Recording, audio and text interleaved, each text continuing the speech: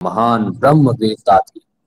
उन्होंने अपनी पुत्री का विवाह अपने ही एक शिष्य कोहड़ के साथ किया था। बाद में कोहड़ भी उन्हीं के आश्रम में रहकर अध्यापन का कार्य करने लगा। कहा जाता है कि कहोड़ की पत्नी जब गर्भवती हुई तो उनके पेट में पल रहे शिशु ने अपने पिता द्वारा दी गई शिक्षा गर्भावस्था के दौरान ही कंठस्थ कर ली थी। एक बार जब कहोड़ अपने शिष्य को पढ़ा रहे थे तो उनके शिशु ने कहोड़ द्वारा किसी मंत्र के अशुद्ध उच्चारण करने पर अपने पिता को माता के पेट में रहकर ही उनका दोष बता दिया था। कहोड़ ने इसे अपना पान समझा और उसे शाप दे दिया कि जब वह पेट से बाहर आएगा तो उसका शरीर 8 जगह से विकृत खंड खंड हो जाएगा। और फिर ठीक वैसा ही हुआ। बालक जब पैदा हुआ तो उसका शरीर 8 स्थानों से टेढ़ा था। महर्षि उद्दालक ने उसका नाम रखा अष्टावक्र। यही अष्टावक्र आगे चलकर एक महान ब्रह्मवेत्ता बने। प्रस्तुत कथा उस समय की है जब अष्टावक्र का जन्म नहीं हुआ था। उन दिनों राजा जनक एक बहुत बड़ा यज्ञ कर रहे थे। यज्ञ में भाग लेने के लिए अनेक विद्वान मिथिला नगरी विद्वानों की नगरी मिथिला नगरी में पहुंच चुके थे। कहोड़ ने सुना तो वो भी राजा जनक के यहाँ पहुंचे। राजा जनक ने उनका उचित आदर सत्कार किया और उनसे पूछा, मुनिवर, यह सिर्फ धर्म लाभ करने की इच्छा से आए हो या शास्त्रार्थ में भी भाग लेने का इरादा है? राजन, मैं दोनों उद्देश्यों से ही यहाँ आया हूँ। बड़े बड़े विद्वानों के विचार सुनूंगा तो धर्म लाभ तो होगा ही, साथ ही यदि किसी विद्वान से शास्त्रार्थ हो जाए तो बहुत ही उत्तम बात होगी। कहोड़ ने कहा, सोच लो मुनिवर। राजा जनक बोले, आजकल मिथिला में बंदी नाम के परम विद्वान आए हुए हैं। उन्होंने शास्त्रार्थ में कोई परास्त नहीं कर सकता। उन्हें शास्त्रार्थ में कोई परास्त नहीं कर सकता। उनके शास्त्रार्थ करना चाहोगे? अवश्य, ऐसा कहकर मुझे बहुत प्रसन्नता होगी। कहोड़ ने उत्तर दिया। एक बार फिर से विचार कर लो मुनिवर। जनक बोले, यदि आप विजयी हुए तो माला माल कर दूंगा, लेकिन यदि पराजित हुए तो नदी में डुबो दिया जाएगा। बहुत से ऐसे विद्वान जिन्होंने बंदी के साथ शास्त्रार्थ किया और पराजित हो गए तब तक नदी के जल में समा चुके थे, लेकिन मैं पराजित नहीं होऊंगा। कहोड़ ने दृढ़ता पूर्वक कहा, मुझे बंदी मुनि की चुनौती स्वीकार है। शास्त्रार्थ प्रारंभ हुआ किंतु अधिक देर तक न चल सका। कहोड़ बंदी के समक्ष ठहर ही न सके। नियम अनुसार उन्हें भी नदी के जल में डुबो दिया गया। इस बात से राजा जनक के मन को बड़ी ठेस पहुंची। वो सोचने लगे, हे प्रभु, यज्ञ में भाग लेने के लिए आने वाले एक और मुनि की भी वही दशा हुई। अब यह यज्ञ कैसे पूरा होगा? जब सुजाता को अपने पति को जल में डूबे जाने का समाचार मिला तो वह फूट फूट कर रो पड़ी। वह रोते हुए अपने पिता उद्दालक से कहने लगी, हाय पिताजी, हाय पिताजी, यह क्या हो गया? मैंने धन की इच्छा करके अपने पति को यज्ञ में भाग लेने के लिए भेजा था, किंतु पति से हाथ धो बैठी। मेरा बेटा अनाथ हो गया। दुखी मत हो सुजाता। उद्दालक ने ऐसी सत्वाना सातावना दी।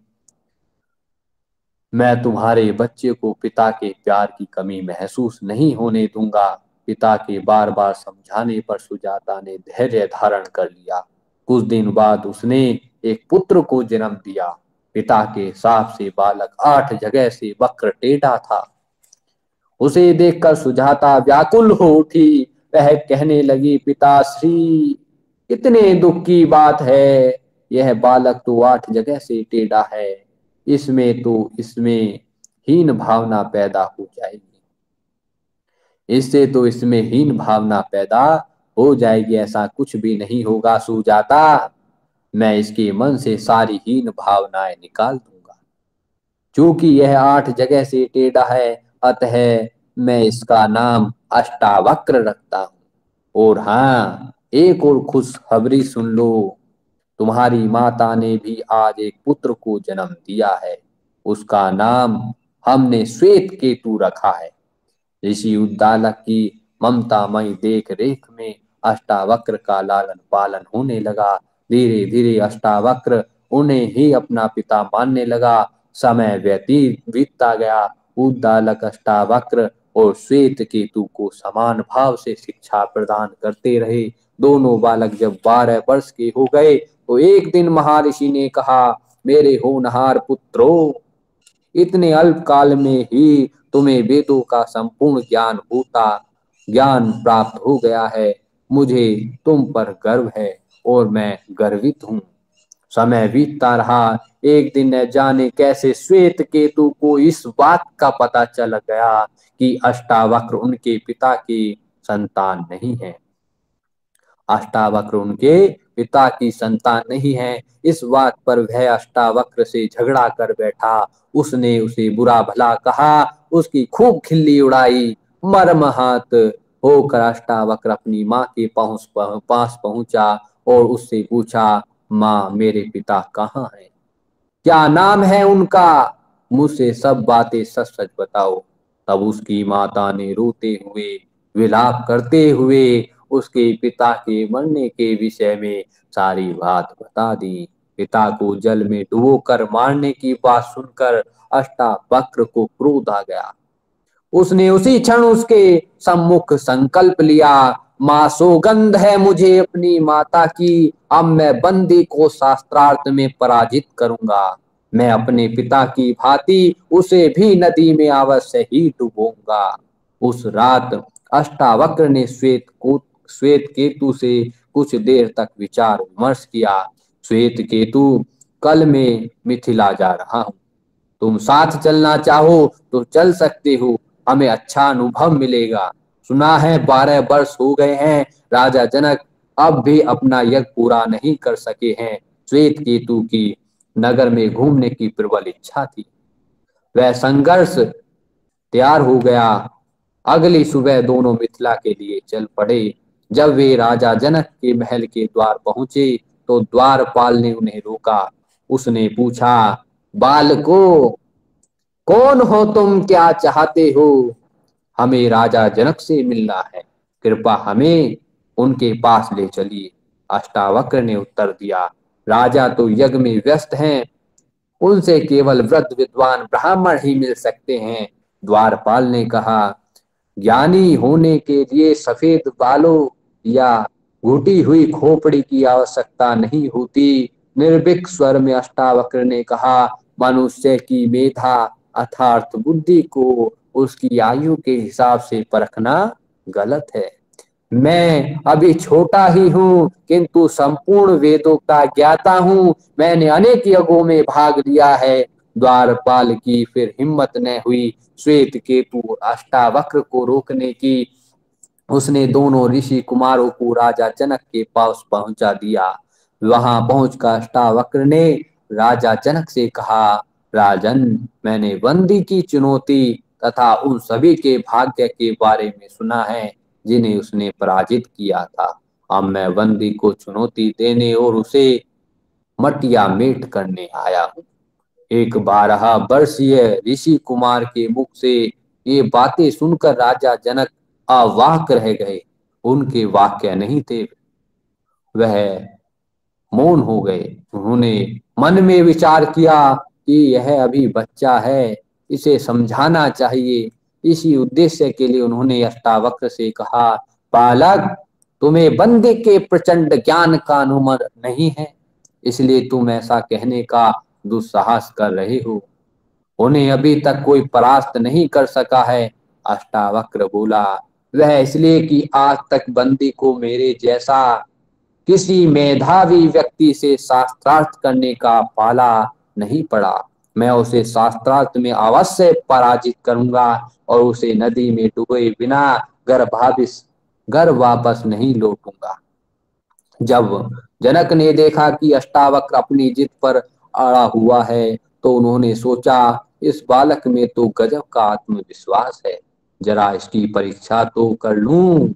ऐसा विचार कर उन्होंने अष्टावक्र से कहा, सुनो बालक, तुम्हें बंदी के शास्त्रार्थ करने का मौका तभी मिलेगा जब तुम मेरे कुछ प्रश्नों का सही उत्तर दोगे। पूछिए, क्या पूछना चाहते हैं आप? राजा जनक ने पूछा। ऐसी कौन सी चीज है जो जन्म के समय हिलती डुलती नहीं? अष्टावक्र ने उत्तर दिया, ऐसी चीज होती है अंडा। सही जवाब सुनकर जनक प्रसन्न हो गए। उन्होंने अगला प्रश्न किया, अच्छा यह बताओ कि सोते समय कौन सा जीव अपनी आंखें बंद नहीं करता? अष्टावक्र का जवाब था, मछली। इसके पश्चात तो राजा जनक ने जैसे प्रश्नों की झड़ी लगा दी। उन्होंने अष्टावक्र से कई कठिन प्रश्न पूछे, जिनका अष्टावक्र ने चटपट सही उत्तर दे दिया। तब राजा ने अपने मंत्रियों से कहा, इस बालक को बंदी से मिलने दिया जाए। बंदी को यहाँ पधारने का निमंत्रण भी भेजो। हम स्वयं हम स्वयं अपनी आंखों से शास्त्रार्थ को देखना चाहते हैं। शास्त्रार्थ आरंभ हुआ। बंदी ने प्रश्न पूछने आरंभ किए। अष्टावक्र ने उन प्रश्नों के उत्तर और बिल्कुल सही उत्तर दिए। बंदी ने कठिन से कठिन प्रश्न पूछे, किंतु उन्हें अष्टावक्र द्वारा सटीक उत्तर मिले। अब बारी आई अष्टावक्र के प्रश्न पूछने की। उसने ब्रह्म जैसे विषय में बंदी से प्रश्न प्रश्न पूछने आरंभ किए तो बंदी की बोलती बंद होने लगी। अतः में बंदी ने अपनी पराजय स्वीकार कर ली। नियमानुसार राजा जनक ने घोषणा की, बंदी परास्त हुए। उन्होंने भाग्य का निर्णय अब ऋषि कुमार अष्टावक्र करेगा। सभा में उपस्थित विद्वान चिल्लाए, बंदी ने उन्हें परास्त किया था, उन्हें नदी में डुबो दिया गया था, अब बंदी के साथ भी वही होना चाहिए। हा हा, पकड़ो उन्हें और डुबो दो नदी में। अन्य लोग भी चीखने लगे। बंदी आगे बढ़े। उन्होंने राजा जनक से कहा, राजन, मैं वरुण देवता का पुत्र हूँ। मेरे पिता का यज्ञ कर रहे थे, जिसके लिए उन्हें पृथ्वी से विद्वान ब्राह्मण बुलाने थे। मेरी चुनौती और शास्त्रा तो उन्हें समुद्र तल में भेजने का बहाना था। वे सभी मरे नहीं हैं, जीवित हैं। यह सुनकर यज्ञ स्थल पर सन्नाटा छा गया। तब सभी को आश्चर्य हुआ कि बंदी कैसे अनहोनी बातें कर रहे हैं। उन्हें आश्चर्यचकित देख बंदी ने आगे कहा, मेरे पिता का यज्ञ समाप्त हो गया है। अष्टावक्र की कृपा से अब मैं भी अपने पिता के पास जा सकूंगा। चलिए अब नदी तट पर चलें। नदी तट पर पहुंचकर बंदी ने अष्टावक्र से कहा, अष्टावक्र, तुम धन्य हो, तुम महान हो। मैं अब अपने पिता के पास जा रहा हूँ। तुम भी अब अपने बिछड़े हुए पिता से मिल सकोगे। तभी एक चमत्कार हुआ। एक एक करके नदी में डूबे गए ब्राह्मण नदी के जल से बाहर निकलने लगे। कोहोड़ भी बाहर आए। अष्टावक्र ने दौड़कर अपने पिता के चरण छुए। पिता कहोड़ ने उसे हृदय से लगा लिया। दोनों ने नेत्रों में प्रेम अश्रु बह निकले।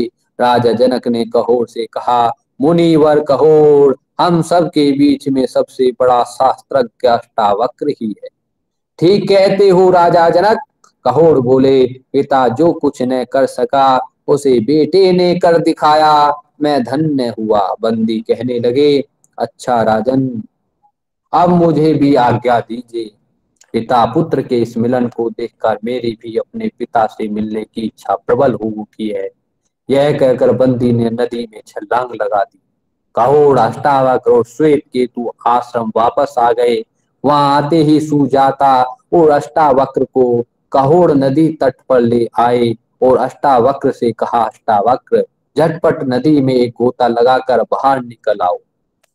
अष्टावक्र ने पिता की आज्ञा का पालन किया। फिर जैसे ही गोता लगाकर बाहर निकला, प्रसन्नता से चीख पड़ा, माँ। पिताजी, देखिए मेरे सारे शरीर के वक्र स्थल सीधे हो गए, मैं बिल्कुल सही हो गया हूँ। तत्पश्चात वे तीनों महर्षि उद्दालक के पास पहुंचे।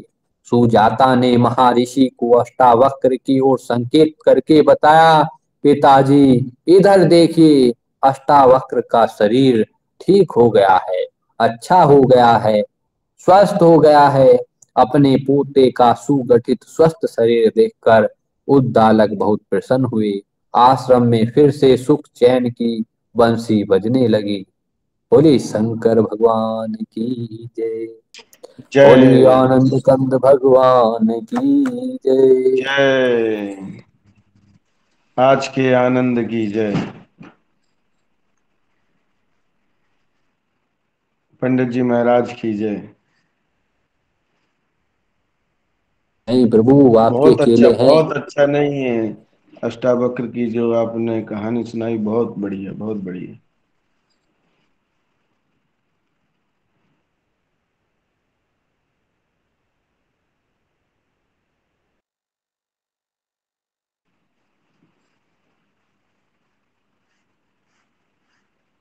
मुकुंद सुबह